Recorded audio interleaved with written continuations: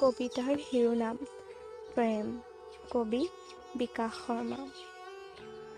জুই হৈ প্ৰজ্বলিত হোৱা ধোঁৱা, এক নিষ্ঠুৰ খোজত পাৰ কৰা আগ্নেয়গিৰিৰ বাটত, প্ৰেমে চহ কৰা উপত্যকা পৰি চাৰখাৰ।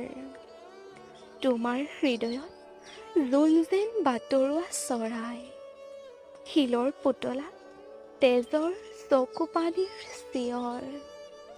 মোৰ দুখবোৰ আজি লজ্জিত দুৱাৰ খুলি ওলাই আহিছে, গলি গলি শেষ হৈ গ'ল। ইয়াত এখন শ্মশান আছিল, প্ৰেমৰ শ্মশান। ছাইবোৰ পৰি আছে। ইয়াত এখন নৈ আছিল, দুখৰ নীলা পানী তেজ হৈ বৈ আছে।